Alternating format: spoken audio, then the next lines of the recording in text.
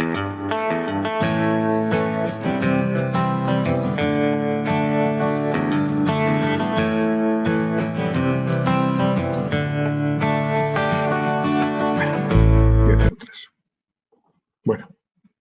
egun on guztioi eta eskerrik asko gurekin konektatzeagatik. Muy buenos días a todos y muchas gracias por conectarse. Eta ongi etorri bigarren txanda honetara. Bienvenidos a este segundo ciclo de webinarios que hemos desarrollado entre un montón de colaboradores, aliados y amigos y llegan para intentar hacer frente a estos tiempos de pesadilla que estamos viviendo.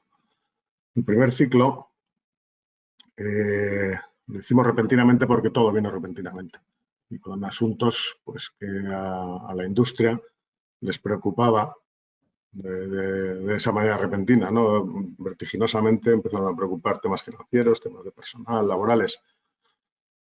Cuando acabó ese primer ciclo en mayo, decidimos, bueno, cuando estaba acabando ese primer ciclo en mayo, decidimos hacer un segundo ciclo para afrontar un poco, para reactivar. Entonces, no esas medidas inmediatas y pautas y claves para salir de esos momentos, sino para ver un poquito más allá.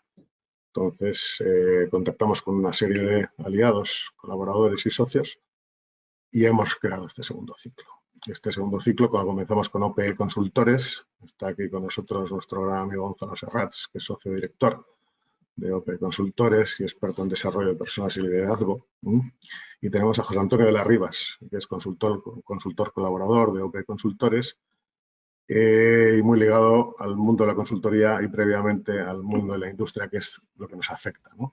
EGAN está compuesto por 64 socios que se dedican fundamentalmente a la fabricación de componentes para las aeronaves, las cuales están paradas. Estamos en un momento dramático, no me voy a ahorrar no voy a hacer eufemismos y no me voy a ahorrar en palabras. Estamos en un momento bastante dramático, el 97% de la flota está parada y sin aviones volando, pues no hay dinero en las aerolíneas no compran aviones, no hay pedidos y no podemos fabricar.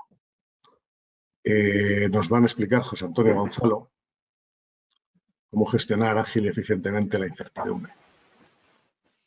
Tenemos mucha experiencia con OPE Consultores y creemos que nos van a dar muchas pistas y muy buenas para afrontar estos tiempos y para reactivar. Este es el leitmotiv de este segundo ciclo, ¿vale? Reactivar.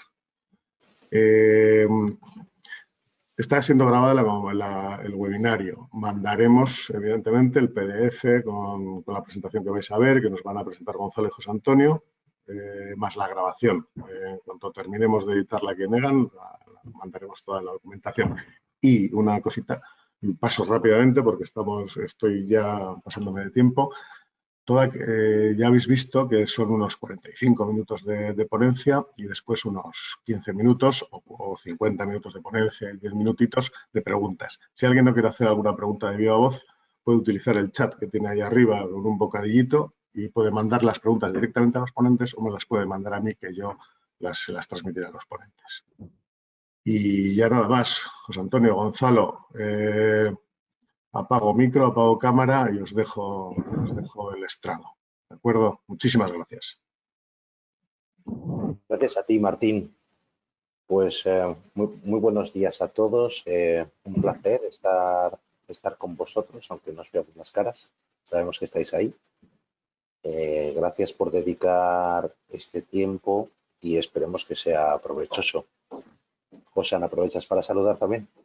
Sí, buenos días a todos. Gracias por darnos esta oportunidad para estar con vosotros y bueno, a ver si conseguimos por lo menos, si no dar una charla magistral, que no se trata de eso, por lo menos dar algunas claves un poco para ver cómo afrontar el futuro. Muy bien. Gonzalo. Muy bien, gracias, José.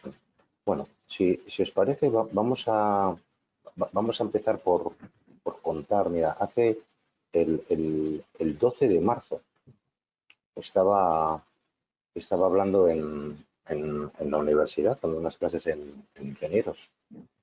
Y bueno, el 12 de marzo, que ahora mismo no, hablar de antes del COVID es como hablar de de hace años, ¿no? De hace muchísimo tiempo.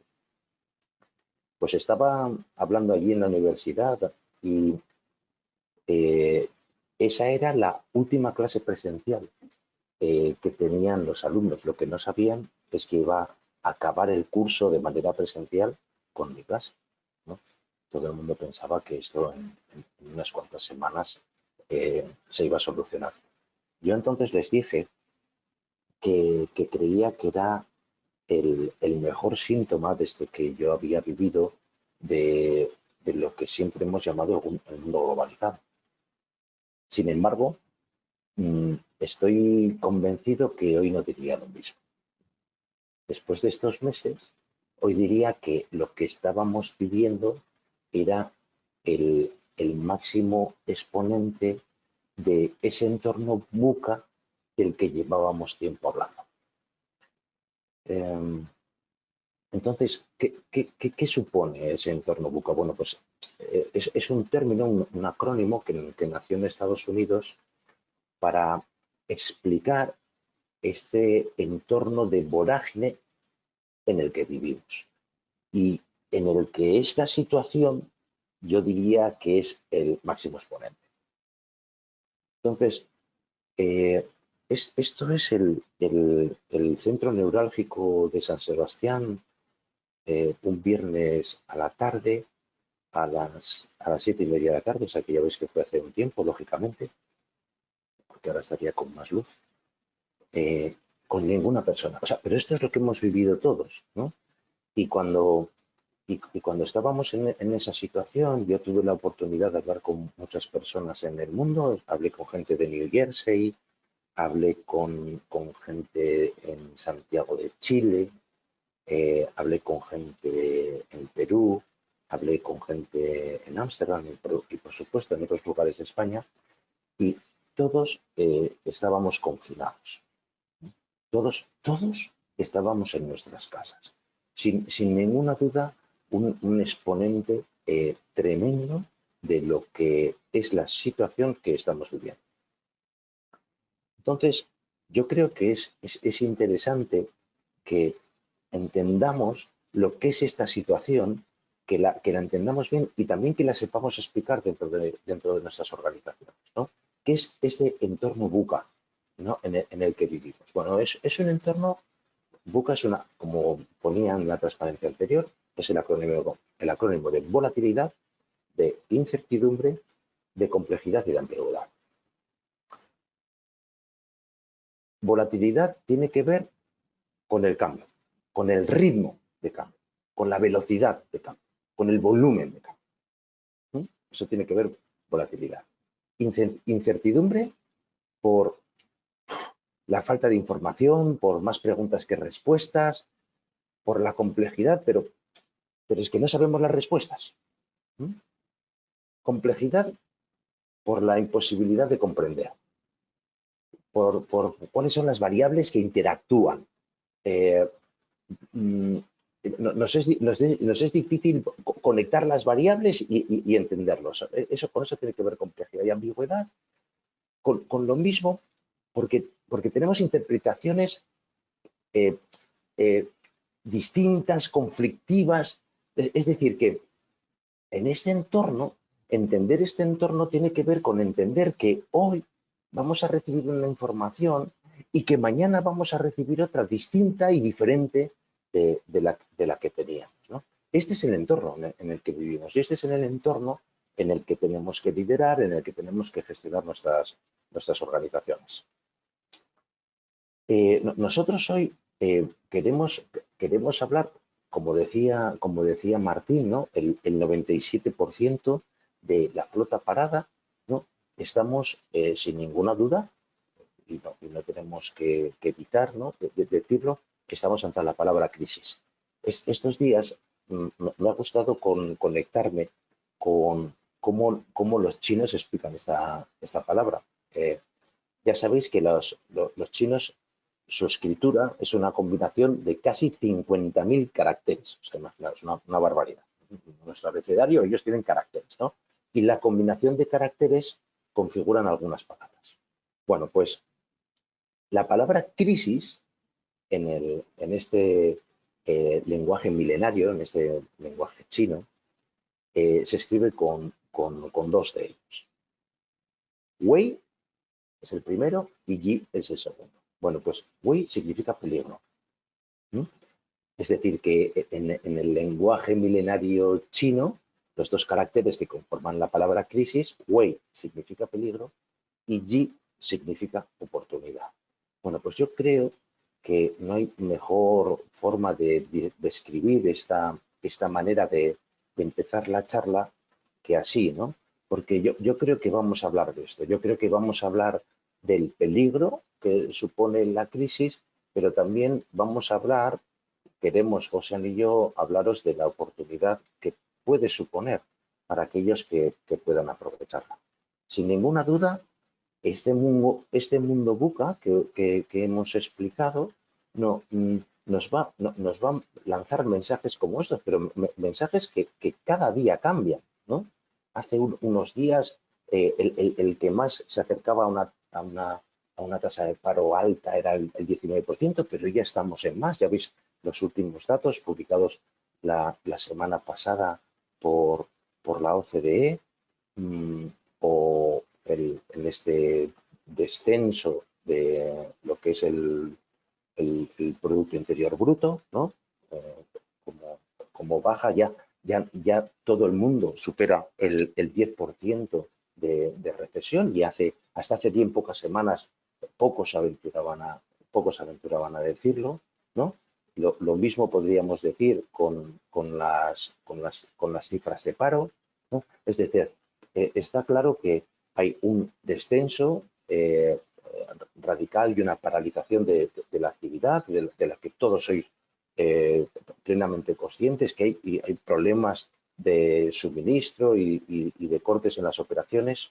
Bueno, yo creo que esto ya lo sabemos todo. Y estas informaciones sobre este futuro contradictorio que responden a un entorno VUCA no nos tienen que paralizar.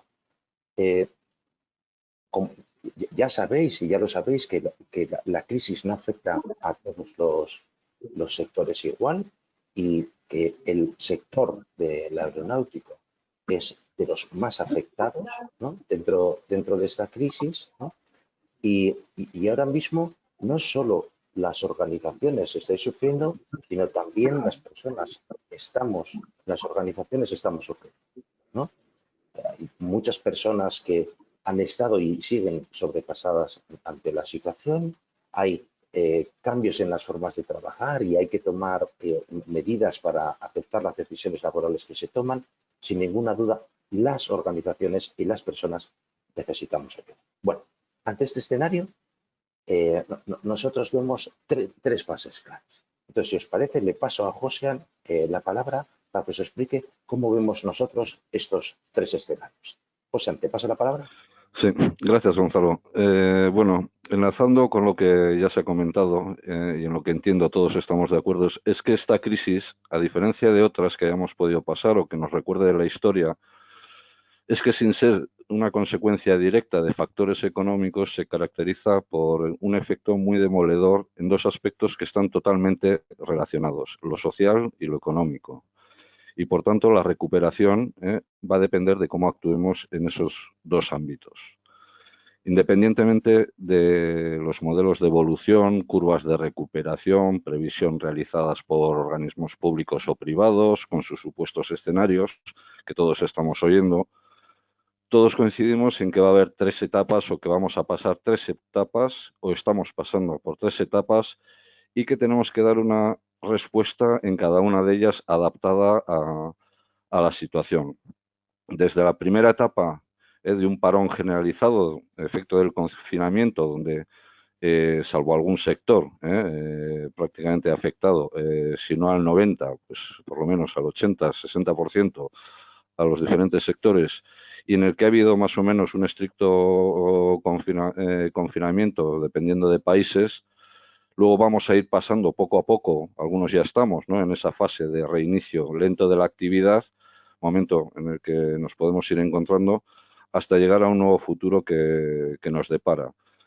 Y en este nuevo futuro, no me gusta llamarle nueva normalidad, que todo el mundo está utilizando esta palabra, porque el futuro siempre es anormal. Como dice la norma, es alejado de la norma, mejor dicho, como quiere decir la palabra. El futuro es anormal y además es diferente y cambiante, diferente para cada uno y cambiante en cada caso. Por lo tanto, tenemos que ir trabajando en cada una de estas tres etapas. ¿Qué entendemos que debemos hacer? Bueno, lo primero, y quien no lo haya hecho ya, pues va tarde, es responder a lo inmediato, a lo urgente. En esa fase de parón generalizado, hay que hacer un plan de choque, hemos tenido que hacer un plan de choque para que la casa, nuestras organizaciones no se derrumben. Y también, como no, si se derrumban, que lo hagan de una forma ordenada. Por tanto, se trata de subsistir. Esta primera fase es de subsistencia, es de trinchera, es de economía de trinchera. Y donde hay que ponerlo, donde decimos que hay que poner el foco, es en lo crítico. Que básicamente, ¿qué son? ¿Qué es lo crítico? Pues básicamente la capacidad de resistencia económica que puedan tener las diferentes organizaciones y, por supuesto, las personas. Las personas y además ambos de la mano. Hay que ir trabajando las dos cosas de la mano. Luego vamos a ir entrando en cada una de las etapas. Reiniciada la actividad, ¿qué debemos hacer? En algunos sectores se está reiniciando la actividad poco a poco. Pues lo primero es cuidar la operativa. Tenemos que aprovechar para hacer mejor las cosas. Tenemos que eliminar los despilfarros y las ineficiencias de las que todos tenemos en nuestra casa, en nuestras organizaciones. Y esto yo es lo que le llamo que hay que eliminar la grasa. Esa grasa con la que estamos acostumbrados a convivir. Y ojo, cuando hablo de grasa no hablo de personas, no hablo de número de personas, que al final muchas veces se confunde. Estoy hablando básicamente de ese trabajo inane, incluso cansino, que no aporta valor. Y de eso todos tenemos algo o mucho, con lo cual es lo que tenemos que trabajar. Tenemos que trabajar en esa operativa para empezar a hacer las cosas de forma diferente. Se habla mucho del término agile, ahora está muy de moda en el mundo de la consultoría, pero yo siempre digo que ágil es el leopardo, no el hipopótamo. Y en este caso la grasa, el sobrepeso, es el trabajo que no añade valor. Eso nos lo tenemos que ir quitando de encima. Por último, y si Dios quiere, pues cuando alcancemos cierto grado de estabilidad, lo propio es pensar en crear futuro. El futuro está lleno de incertidumbre, es muy difícil preverlo, no somos nadie, nadie tenemos la bola de cristal, pero en el fondo cada uno vamos a ir creando nuestro propio futuro y el de nuestras organizaciones. Y tenemos que empezar a valorar esa palabra o eso que implica realmente el hacer la real innovation, la verdadera innovación. Esta crisis es global, no es puntual, afecta a todos los sectores, está afectando prácticamente a todas las personas, está afectando prácticamente a todo el mundo. Y va a generar diferentes cambios, múltiples cambios, tanto en nuestros modos de hacer, en nuestros modos de pensar, si no lo ha hecho ya, y sobre todo en nuestras costumbres, en nuestras relaciones y en nuestras prioridades en cada organización. Pásame un poco la transparencia. Si empezamos un poquito por la primera etapa que hemos hablado al principio y que deberíamos haber superado, porque teníamos que haber ya dado esa respuesta, llevamos ya 3 meses, hemos dicho que lo que hay que dar respuestas a lo inmediato. Hay que revisar todas las organizaciones lo que han hecho es revisar básicamente la viabilidad del negocio en términos económicos, liquidez, solvencia, han eliminado, se han reducido las inversiones, se han buscado nuevas fuentes de financiación más baratas para poder dar esa continuidad. Y ese plan de choque no solo hay que hacerlo en términos de resistencia, sino también en ver cómo va a ser la evolución de esta crisis. Es decir, tenemos que entender que los factores que la han producido son externos, no están muchos de ellos en nuestra mano, y que esta hecatombe, esos factores que han afectado, van a seguir perennes. Es decir, esos factores van a ser presentes a la hora de avanzar, con lo cual vamos a tener que cambiar las cosas.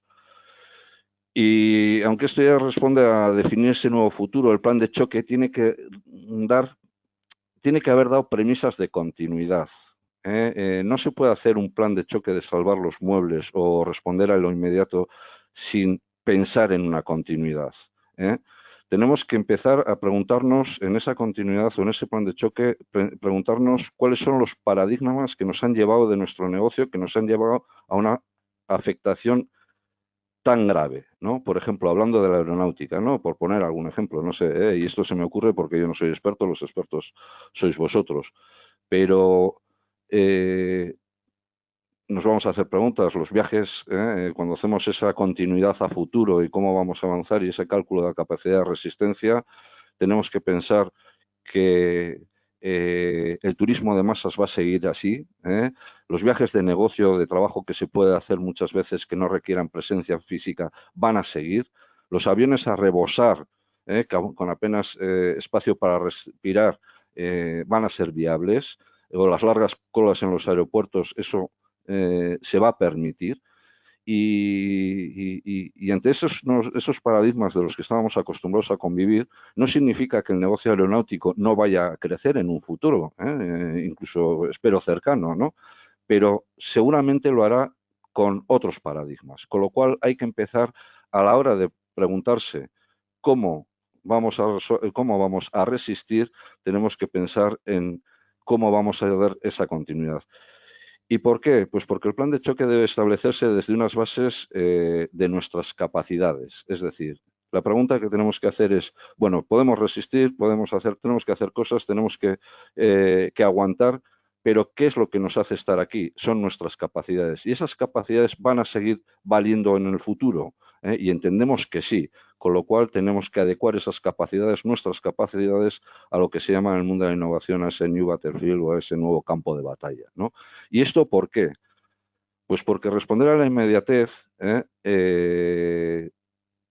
la obligación de los líderes en las organizaciones es generar confianza. Tenemos que responder a la inmediatez, pero tenemos que generar ilusión por la continuidad. Estamos pidiendo esfuerzos a las personas, estamos pidiendo esfuerzos a las organizaciones y tenemos que generar confianza. Confianza en las personas, ilusión por el futuro y tenemos que generar confianza y hablando en términos operativos en toda nuestra cadena de suministro. Hemos parado a nuestros proveedores, hemos frenado su actividad, igual que nos han parado nuestros clientes, pero tenemos que hacerles ver que la organización, que hay un futuro y que vamos a seguir con ellos. Tenemos que escuchar a nuestros clientes, tenemos que saber hacia dónde va su propia evolución y hacia dónde apuntan. Y sobre todo, como ha dicho Gonzalo, nuestro equipo está afectado. Y si no se le puede dar respuestas porque no las tenemos, porque nadie tiene la respuesta definitiva, por lo menos hay que decirles que hay luz después del túnel, ¿no? Porque es importante en esta primera fase lo que es salvaguardar la salud tanto de las personas como de la empresa. Y en este sentido, Gonzalo, ¿qué me dices de los líderes? ¿Qué tienen que hacer los líderes? Bueno, pues si te parece, yo a lo que has dicho, José, yo añadiría que sin ninguna duda el liderazgo de esta etapa es un liderazgo de crisis y es un liderazgo de tomar decisiones rápidas. Hay que tomar decisiones rápidas. En un entorno VUCA, no tomar decisiones es tomar una decisión. Es tomar la decisión de decir no. Porque en este entorno VUCA todo va muy rápido. Entonces, hay veces que ocurren cosas que al no tomar una decisión es que ni me he enterado que han pasado, pero ya han pasado. Este es el entorno en el que nos toca vivir. Entonces yo te diría, tenemos que tomar decisiones rápidas y no estamos entrenados a tomar decisiones rápidas. A mí me ha tocado estar cerca del mundo de las urgencias, del mundo sanitario, ¿no? Y es un mundo que no estaba preparado en absoluto para tomar decisiones que ha tenido que tomar, ¿no? Y hay en algunos sitios donde se han tomado decisiones muy certeras y muy adecuadas y hay en otros sitios que no. Y eso ha sido un drama para esas organizaciones donde no se han tomado decisiones rápidas, esperando, ¿no?, que llegaran las decisiones desde otro lado. Y yo creo que en este escenario necesitamos hemos necesitado comunicarnos, ¿no? Hemos necesitado comunicarnos, hemos necesitado explicar este entorno, ¿no? Explicar por qué las noticias de hoy van a ser diferentes de las de mañana. Hemos necesitado dedicar tiempo a entender este entorno convulso, volátil, este entorno VUCA. Hemos tenido que hacerlo.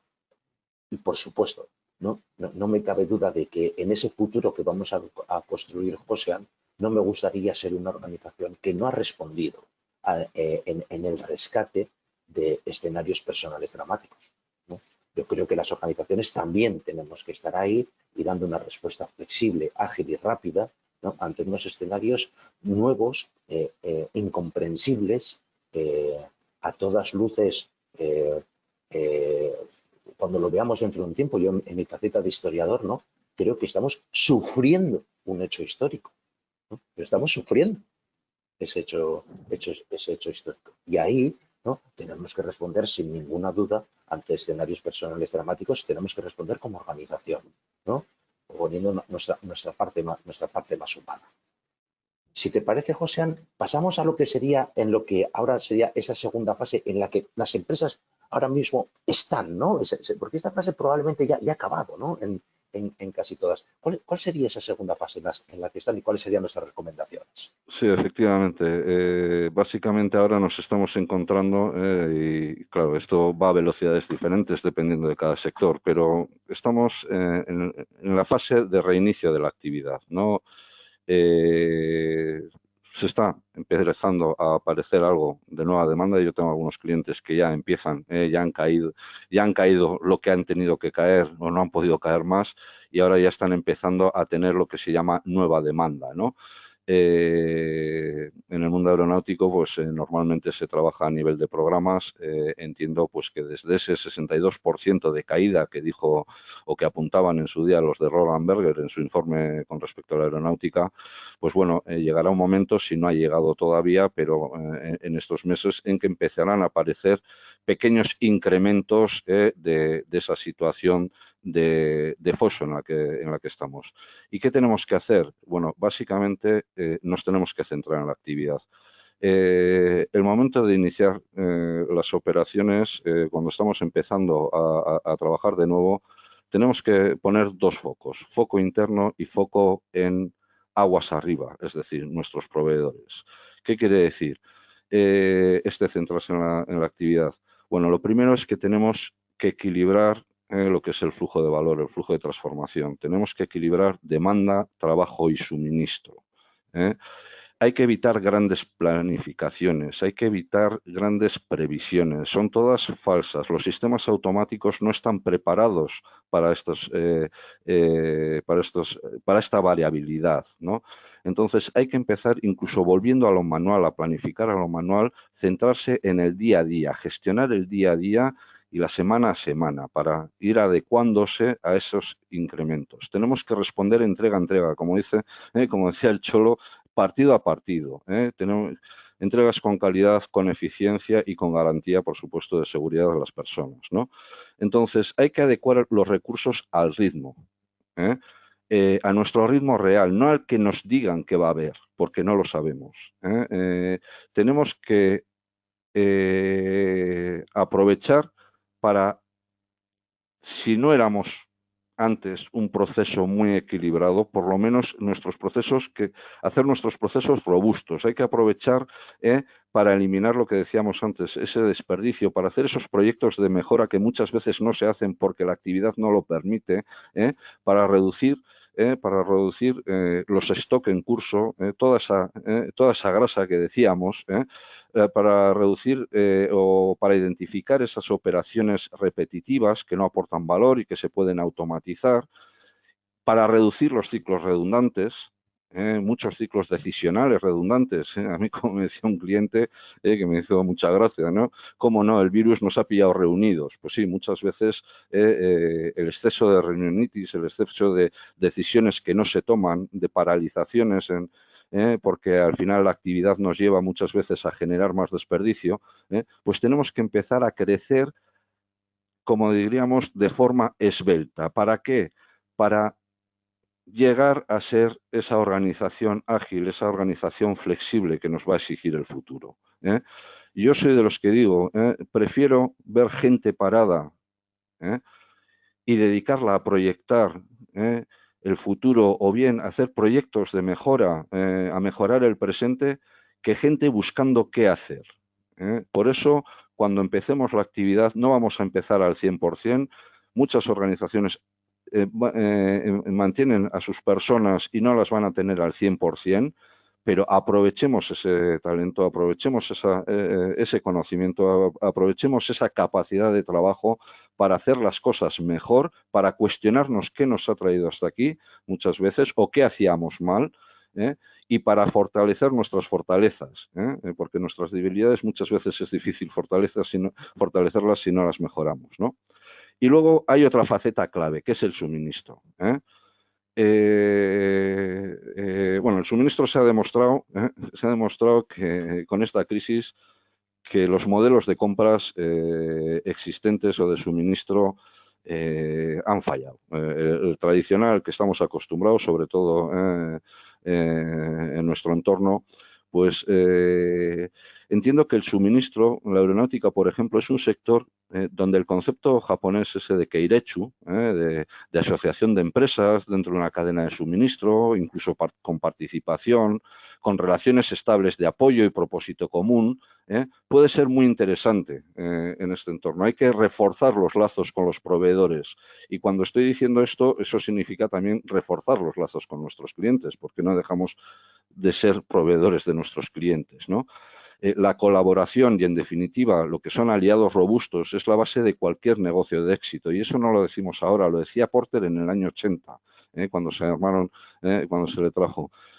Estamos en una cultura que predominan modelos de compras basados en apretar al proveedor, en pasarle nuestras ineficiencias, en exigir y dar poco.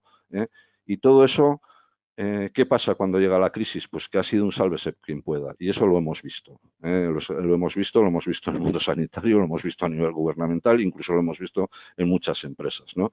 Entonces, las relaciones entre empresas que llevan tiempo cambiando, y que da fortaleza a esa cadena de suministro, es una asignatura pendiente que tenemos que trabajar.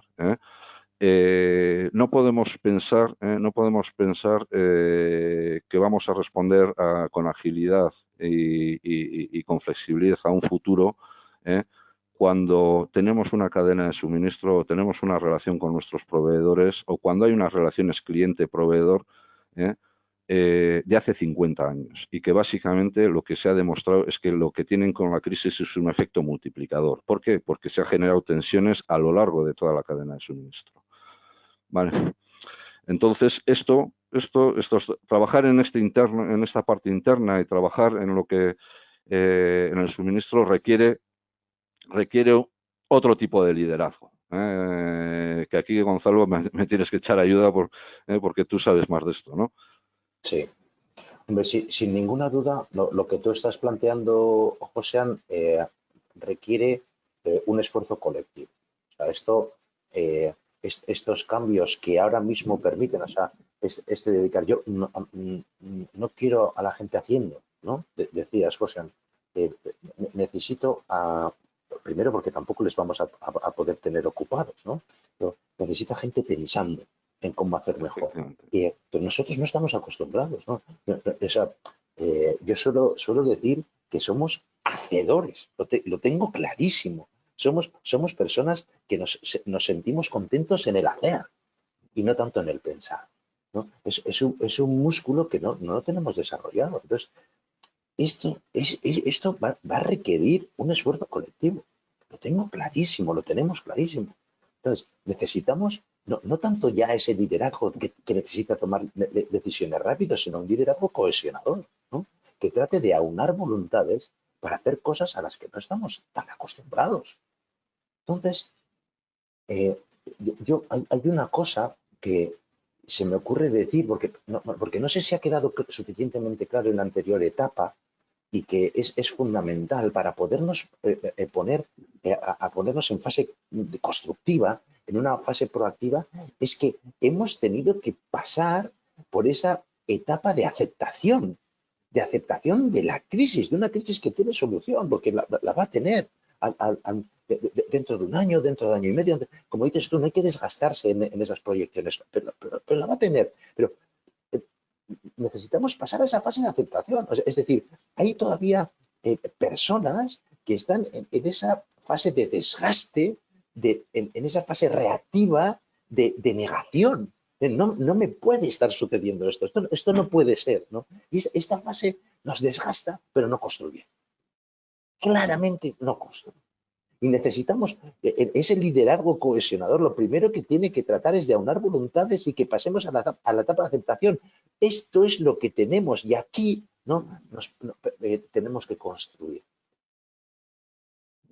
No hay construcción y no hay capacidad de trabajo proactivo si no hemos aceptado la situación. Esto lo dicen toda la gente que trabaja, todas las personas que trabajan aquí dentro de nuestras cabezas, ¿no? Nos lo dicen los psiquiatras, nos lo dicen los psicólogos, ¿no? Tenemos que pasar a esa fase proactiva y eso es una de las etapas fundamentales que el liderazgo cohesionador, desde nuestro punto de vista, tiene que conseguir. Y ahora es momento, por tanto, ya no tanto de explicar las decisiones rápidas que hemos tomado. No. Ahora nuestra organización nos necesita cerca, nos necesita apoyándoles, necesitamos más presencia. Y la presencia no es exactamente que no sigamos usando medios de teletrabajo para usarnos. Bueno, estos medios, ¿no?, que hemos tenido que usar, ¿no?, que nos han caído así y con esto hemos lidiado. También, estando a una distancia, podemos estar cerca de nuestras personas, pero necesitamos, no nos olvidemos, necesitamos comunicarnos más. Hemos preparado una transparencia donde que decimos, pensad una cosa, hemos utilizado este grabado de Goya, ¿no?, que tenía que ver con el sueño de la razón, produce monstruos para deciros, necesitamos estar cerca, necesitamos compartir nuestro estado emocional, la gente necesita eso, vuestra gente necesita eso, porque si no lo hacéis, ¿no?, ¿qué va a pasar? Pues que esa falta de comunicación va a producir más monstruos todavía, ¿no?, dentro de nuestras cabezas, que no paran de trabajar, que no paran de recibir mensajes tras mensaje, mensaje negativo tras mensaje negativo. Y nosotros necesitamos compartir nuestro estado emocional para rebajar la tensión y el estrés que esto nos está produciendo. Eso necesita vuestra gente, eso necesitáis vosotros, ¿no? La falta de comunicación. La tenemos que solventar. Y esto, sin ninguna duda, nos tiene que llevar a fomentar las relaciones internas. Es un músculo que tenemos que trabajar, porque fomentando las relaciones internas, la colaboración interna, para tratar de hacer mejor las cosas, ¿no?, internamente, las que tenemos dentro de casa, nos va a permitir luego aportar valor al mercado. Hay veces que no nos damos cuenta que hay músculos que necesitamos al exterior, pero que se tienen que practicar en lo corto. No puede ser que yo piense que yo tengo una organización que colabora poco internamente y que luego va a colaborar mucho externamente. Eso no sucede, porque es internamente donde desarrollamos el músculo. Entonces, vayamos a desarrollar ese músculo internamente, que luego nos va a llevar a aportar más valor al exterior. Así que está claro que esto tiene que ver con el estadio presente. Esas son nuestras recomendaciones que tienen que ver con el estadio presente, ¿no? Vamos a ver, si os parece, cuáles son nuestras recomendaciones de ese estado presente que tienen que construir futuro. ¿Vale? Y te paso la palabra, José. Sí, antes de hablar de futuro, me gustaría, y además os recomiendo a todos los que estáis escuchando que oigáis, porque está en YouTube, el mensaje que dio Akio Toyoda, el CEO de Toyota, a su gente el 28 de marzo, en plena crisis, en pleno plan de choque, ¿no? Y es ese ejemplo de liderazgo cohesionador. Y decía básicamente, manténganse sanos, manténganse positivos, porque esto lo vamos a superar, porque Toyota en momentos de crisis siempre se pone en marcha. Estamos todos, estamos todo el equipo directivo pensando en el nuevo futuro. Claro, y eso es para todo el mundo Toyota, para todo el mundo Lexus, ¿no? y decía, joder, pues yo en ese barco me sumo, ¿no? Si estuviera, ¿no? Entonces, eso es un poco lo que decíamos. Hemos tenido que hacer ese plan de choque. En estos momentos de reinicio, aconsejamos, entendemos que lo mejor es centrarse en mejorar lo interno, en esas relaciones y también con nuestros proveedores y equilibrar esa demanda, trabajo, suministro. Y lo siguiente es empezar a pensar, y vuelvo a decir, no voy a llamarle nueva normalidad, que no me gusta, le voy a llamar la nueva realidad, cada uno la suya, ¿no? Va a ser una etapa de incertidumbre, no sabemos cómo va a ser, ¿no? Y desde el reinicio, es desde la etapa anterior o desde la etapa en la que estamos, tenemos que tener bien puestas las antenas para entender las premisas con las que se va a fundamentar ese futuro en nuestro negocio. Es decir, yo no me veía haciendo seminarios por web porque yo fallo mucho si no tengo contacto visual con la gente, ¿no? Y entonces, ¿por qué? Porque una mosca me despista, ¿no? Y pierdo el hilo. Pues bueno, pues me tendré que acostumbrar, porque a lo mejor en el mundo de la consultoría pues tenemos que empezar a trabajar no yendo tanto a los clientes y tenemos que empezar a dar la mitad de nuestro o la mitad de nuestro trabajo tiene que ser conectado, ¿no?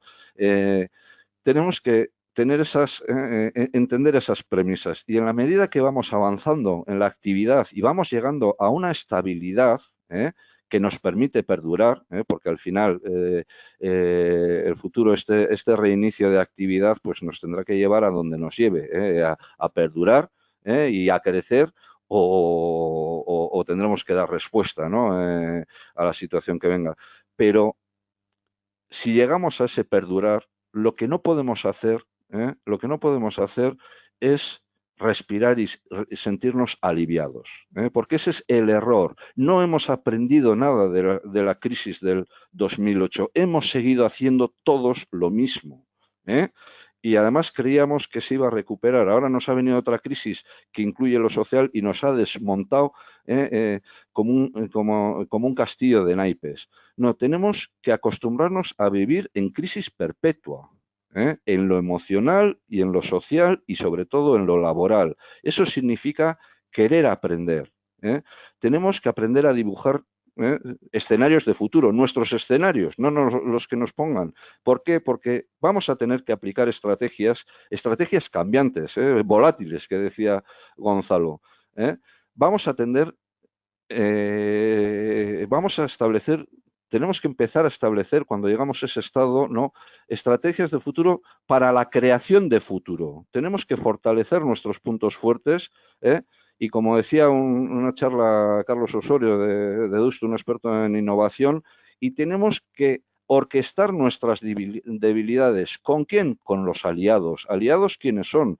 Son nuestra gente, aliados son los accionistas, aliados son los clientes, aliados son los proveedores, aliados son la sociedad, los organismos públicos, mismo clúster, ¿no? Tenemos que orquestar esas debilidades, porque es muy difícil fortalecer una debilidad, algo que se dice mucho en consultoría y yo nunca lo he entendido, ¿no? Pues si eres débil en algo, pues eres débil, ¿no? Otra cosa es que te complementes con un tercero, ¿no? Y lo que tenemos que empezar es a aplicar, a pensar, si hemos practicado en la mejora, en el reinicio, en mejorar nuestra actividad, en aportar ideas y desarrollar nuevas oportunidades, vamos a empezar a aplicar lo que se llama ese concepto de verdadera innovación, el real innovation, ¿no? No el de charlas y congresos, que de innovación muchas veces hay mucho humo, ¿no? Sino el que implica cambios en nuestros productos, en nuestros servicios, el que incorpora tecnologías en nuestros procesos, que ayuda a optimizar procesos, que nos acerca a la era digital. Tenemos que hacer organizaciones, cambiar nuestros modelos organizativos a entornos ágiles y flexibles. Esto no se hace de la noche a la mañana, tenemos que ir pensando hacia eso. ¿Por qué? Porque crisis van a venir y cada vez más acusadas. ¿eh? Y no quiero ser pájaro de mal agüero, pero al final los años de experiencia te van dando la razón, ¿no? De que sales de una y se habla mucho, decíamos, de los escenarios, ¿no? Y nadie habla del escenario W, ¿no? Que subes y luego vuelves a caer, ¿no? Porque no se sabe, ¿no? Entonces, tenemos que empezar a trabajar, vuelvo a decir, desde la mejora interna, desde el aprendizaje, porque no se innova si no se tiene, no se corre una maratón de 20 kilómetros si no eres capaz de salir todos los días a correr unos cuantos kilómetros.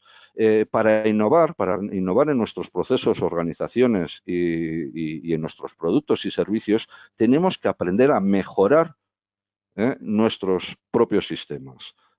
Entonces, el futuro es, lo que tenemos que empezar es, primero, trabajar en esos escenarios posibles, nuestros escenarios.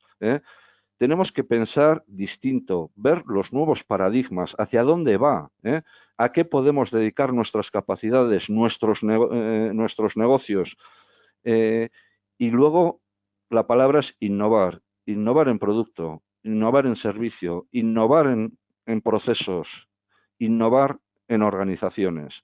Somos organizaciones del siglo pasado, nos seguimos comportando como muchas veces nuestros propios modelos de liderazgo, y ahí me va a corregir Gonzalo, pero yo muchas veces veo muchos líderes de la época de los saurios, por no poner un...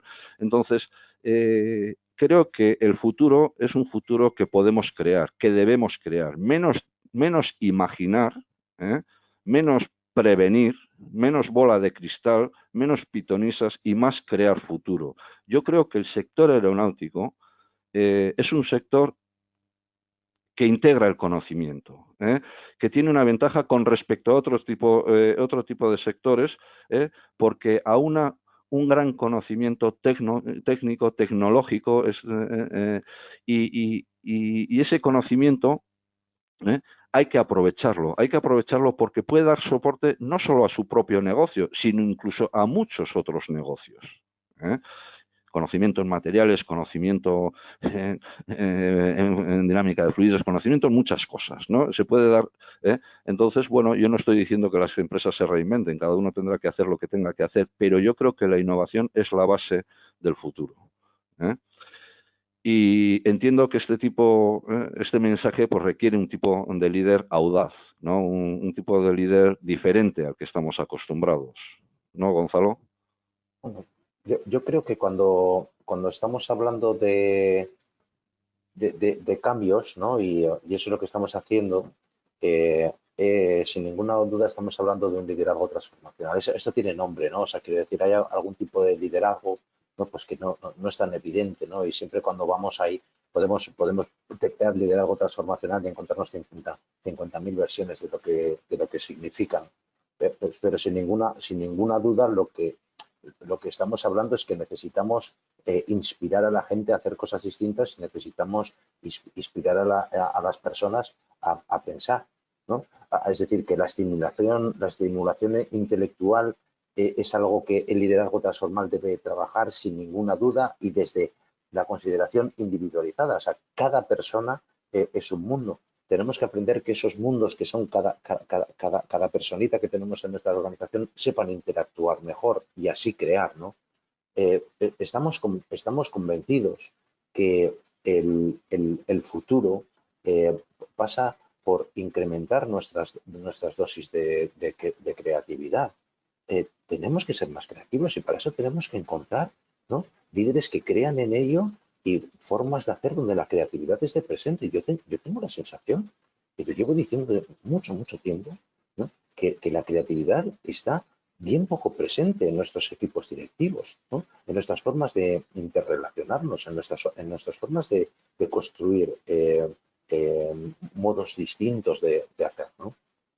Así que, sin ninguna duda, este futuro hacia el que vamos va a necesitar de un liderazgo transformacional, ¿no? Que trabaje en la persona desde una consideración individualizada, que inspire, ¿no? sobre un futuro, lo que tú decías de Toyota, ¿no, José? Tiene que ver con inspiración, que tiene que ser un liderazgo que haga que sus directivos, que sus personas estén en otros sitios, porque tienen que estimular su intelecto, tienen que trabajar la creatividad sin ninguna duda, ¿no? Esas serían las cosas que yo destaco. Entonces, bueno, si Sí, os parece... solo una Sí, cosa, introducir con respecto a la creatividad que has dicho. sí. Uno de los grandes gurús, en una charla que estuve hace tiempo en Madrid con Edward de Bono, que es uno de los grandes gurús de la creatividad, dijo una frase muy interesante, y es que nuestros modelos organizativos están convirtiendo a las organizaciones en cementerios de la creatividad, ¿no? Y muchas veces es cierto, es decir, hemos pasado un poco, ¿no? Y he dado el mensaje, ¿no? de la era de la información. Parece que está matando al verdadero conocimiento, ¿no? Y el conocimiento hay que trabajarlo, hay que desarrollarlo, ¿no? Y hay que explosionarlo, hay que expandirlo, ¿no?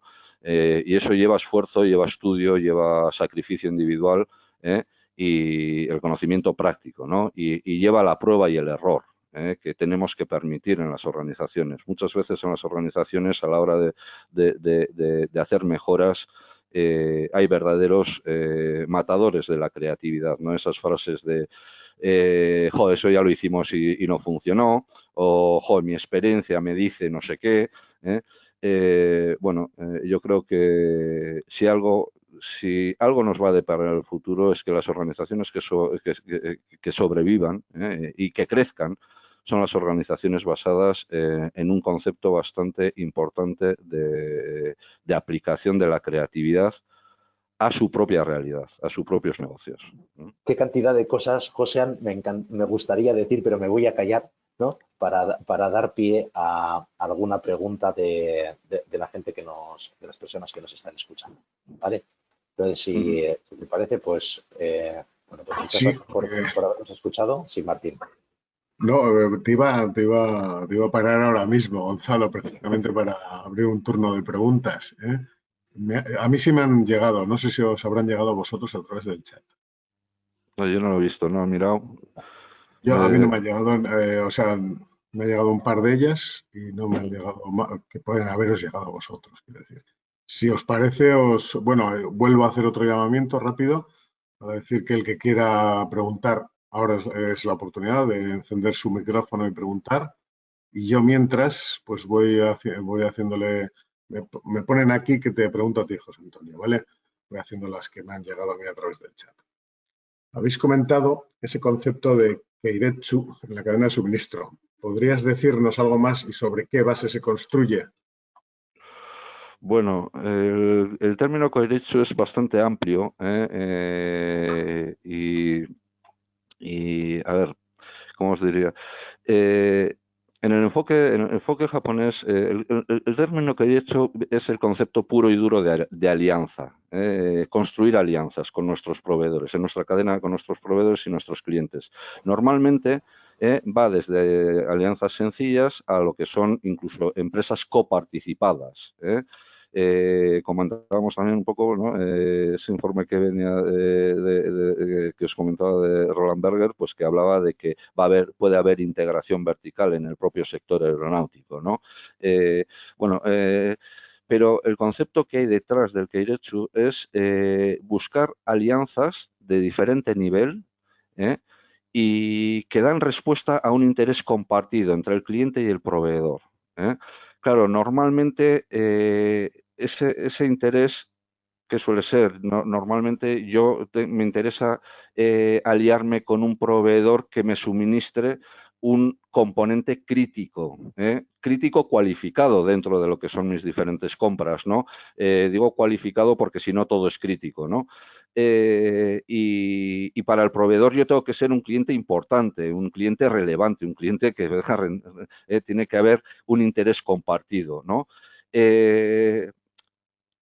¿En qué se basa? Bueno, pues se basa en tres conceptos. En confianza, entre cliente y proveedor. Es decir, estamos aquí para hacer negocios juntos y ganar los dos, no que siempre gane uno.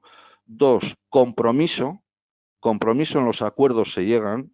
Esto es como un matrimonio. Al final, en relaciones cliente-proveedor, pues bueno. Y luego el tercero es de confidencialidad, lealtad, por decirlo de alguna forma, ¿no? Sobre eso se basa. Ahora, hay muchos modelos, vuelvo a decir, el modelo de alianzas puede ir desde una alianza puramente operacional a una alianza estratégica o incluso coparticipada, ¿no? Diferentes dependiendo, y hay que trabajar, cuando se trabajan los modelos de alianza hay que trabajar en diferentes componentes que conforman, en los componentes que conforman esa alianza, pero también en los facilitadores, en esos drivers que nos pueden ayudar. Es decir, normalmente las alianzas importantes se suelen hacer entre empresas del mismo nivel, ¿no? En el sector aeronáutico tenéis varios casos, ¿no? Creo que uno fuerte, una estratégica es la que tiene LA Signal con Boeing, ¿no? Pero luego puede haber alianzas, lo que decía, desde la fase operativa hasta alianzas estratégicas, ¿no? Y luego hay que trabajar también las barreras, porque hay muchas barreras en las organizaciones que impiden las alianzas, ¿no? Pero básicamente las bases, lo diría en ese sentido, confianza, compromiso y lealtad entre empresas, ¿no? Sí, totalmente de acuerdo, por mi parte. Otra para ti, José Antonio. Voy a ir por dos que me han mandado para José Antonio y dos para Gonzalo. ¿Vale, Gonzalo? Tenemos que ser más breves porque a mí me gustaría ser súper vamos. creíbles y acabar en 2 minutos. Pues te hago una a ti, Gonzalo, y así vas explicando. Vale. Mira, me pone aquí, me ha gustado mucho. Si la que le han hecho a José es más interesante, es por daros un poquito de cancha a los dos. Mira, me ha gustado mucho el pasar a la fase de aceptación. ¿Podrías explicar un poco más cómo hacer para llegar a esa fase? Bueno, a ver, la fase de aceptación. Yo sobre todo diría 2 cosas. La fase de negación es una fase que nos desgasta y que no aporta. No aporta. Estamos negando una realidad. ¿Sí? Y luego, cuando pasamos por aceptar esa situación, es ahí cuando somos capaces de construir. Estamos en una fase proactiva. ¿Vale? Y ahí sí podemos construir. Entonces tenemos que intentar llegar, ¿no? Tenemos que intentar pasar a esa fase de aceptación que nos permite construir y ser proactivo. ¿Vale? Entonces, bueno, ¿cómo es esa fase de negación? ¿No? Bueno, hay, como os decía, ¿no? Hay psiquiatras que lo han estudiado muchísimo, ¿no? Y que han escrito muchísimo y fundamentalmente hablan de que hay como 4 estados que se van a incorporar en esa fase. Uno de ellos es la negación. Niego, esto no me puede estar pasando a mí, ¿no? Vale. El segundo es la rabia. Hay un sentimiento de rabia, ¿no? Poderoso, ¿no? Y del que tenemos que hablar, porque si no la descargamos, no se va a quedar ahí. Hay otra fase que es de la negociación, ¿no? Empieza a negociar, esto va a pasar enseguida, ¿no? No puede ser el mundo tan malo conmigo, esto no me puede pasar a mí, ¿no? Hay esa fase de negociación, eso lo habremos vivido todos en este COVID. Y luego, por último, la tristeza, ¿no? Una tristeza que es necesario, ¿no? Es necesario porque tenemos que superar esa tragedia que estamos viviendo. Estos estadios, ¿no? De negación, de negociación, de rabia y de tristeza se van a mezclar, pero van a ser fundamentales para que pasemos a la fase de aceptación, que es en la que vamos a poder construir. La otra desgasta. Gonzalo, mira, hay una para ti, José Antonio, y vamos a toda pastilla, ¿vale? Porque sí me parece muy interesante porque nos pasa mucho a las empresas del sector. Nuestro sector está muy limitado en el ámbito de innovación de negocio, incluso del producto, evidentemente, ya que todo nos viene marcado desde los OEMs, desde el cliente, ¿no? Aparte de las exigencias regulatorias, etcétera. ¿Dónde está el margen para la innovación? ¿Desde qué perspectiva del técnico mando medio? Pero sí me interesa porque siempre decimos nosotros, joder, no podemos innovar, ¿no? Nos viene marcado por el cliente. Tienes que hacer este componente con esta trazabilidad, con estas especificaciones. Bueno, la innovación viene primero viene desde el conocimiento. Todo el mundo, mira, yo pondría el ejemplo, todo el mundo conoce a 3M, ¿no? Esa empresa que se dice que tiene más patentes que empleados. Y creo que tiene en torno a los 70.000, 80.000, cotiza en bolsa, ¿no? ¿Estos de qué se dedicaban? Estos son del 1900, ¿eh? Estamos hablando de una empresa que tiene 100 y pico años, 120 años, y eran abrasivos para minería, ¿eh? La innovación, la mayor limitación para la innovación son nuestras propias barreras mentales. Es decir, el sector aeronáutico que trabaja, y eso lo lanzo con una pregunta y con esto acabo, el sector aeronáutico que tiene un gran conocimiento en materiales, yo qué sé, titanio, Inconel, tal, materiales especiales, no se pueden aplicar esos conocimientos a otros sectores. Digo, en el propio modelo de negocio no se pueden hacer cosas diferentes, otra tipología, lo que es el tipo de avión o aviones más pequeños. No lo sé. O sea, lo importante es quitarse esas barreras mentales y sobre todo utilizar la capacidad que es nuestro conocimiento. Yo creo que eso el sector tiene mucho, más que otros. A partir de ahí, si tuviese la respuesta, pues igual no estaría aquí, ¿no? O sea, yo creo que cada uno tenemos que innovar en nuestro negocio y hacer cosas diferentes. Y luego, una cosa importante, la innovación se empieza en nuestros propios procesos. Si no hay mejora interna, no hay mejora, si no hay mejora incremental, no hay mejora radical. Eso es un mantra y aplica a todos los negocios. Ahora, yo creo que sobre todo es la barrera mental. Y en la innovación, ¿no, José? Yo te añadiría cómo aprendemos a relacionarnos de otra manera, cómo aprendemos a construir de otra manera, cómo aprendemos a darnos tiempo para pensar. Efectivamente. Eso también es innovar. También nosotros en el clúster hemos innovado. Ahora hacemos webinarios, ciclos de webinarios. Última pregunta, Gonzalo, y ya a todo meter y nos despedimos porque la gente querrá ya ir a otros webinarios. Gonzalo, has hablado de 3 tipos de liderazgo diferentes, Sí. pero yo soy una misma persona, ¿eh? Entonces, ¿cómo se puede hacer? ¿Cómo se compagina? Sí, mira, yo creo que la personalidad es la tuya, es la que llevas, ¿no? La que llevas de nacimiento, esto ADN, ¿no? Ahora, todo será qué músculos practicas, ¿no? ¿Qué es lo que la situación te obliga a desarrollar más? Nosotros cuando trabajamos en el liderazgo no trabajamos en la forma de ser de una persona, sino en cómo se comporta. Entonces, es clarísimo que estas 3 fases de las que hemos hablado necesitan respuestas diferentes por parte de los líderes. La primera necesita prontitud, tomar decisiones y explicarlas. ¿Sí? Siempre explicarlas, claro, ¿no? La segunda necesita cohesión, pero si necesito que toda mi organización, es en la que estamos ahora, es que necesito que toda mi organización trabaje, que aproveche nuestras capacidades, ¿no? Pues es obligatorio que yo tenga que estar cercano, que tenga que comunicar. Es lo que me va a tocar. Y la tercera, como que la más reciente, la que acabamos de hablar, ¿no? Pues va a necesitar inspiración. Va a necesitar de que pensemos, y yo el primero, va a necesitar pararse y enseñar a pararnos, ¿no? Entonces, soy una misma persona, pero necesito dar diferentes respuestas, porque uno es líder de su gente, en su organización, en un momento determinado, no lo olvidemos. Y esos momentos necesitan diferentes respuestas. Perfecto, Gonzalo. Clarísimo. Vale, pues vamos terminando. Yo solamente decirte, has puesto en una de las diapositivas el capricho número 43. Bueno, pues yo voy al capricho número 15, bellos consejos, que se llama así, ¿vale? Muchas gracias. Bueno, a todo el mundo, muchísimas gracias por haber asistido. Eskerrik asko gurekin egoteagatik, por haber estado con nosotros. Bihar arte, mañana tenemos el segundo webinario de este segundo ciclo y solamente dar las gracias a OPE Consultores por todos estos consejos magníficos de reactivación. Mandaremos en cuanto podamos la grabación y el PDF de lo presentado. Cuidaos mucho, José Antonio, Gonzalo, muchísimas gracias por habernos dado tantas claves.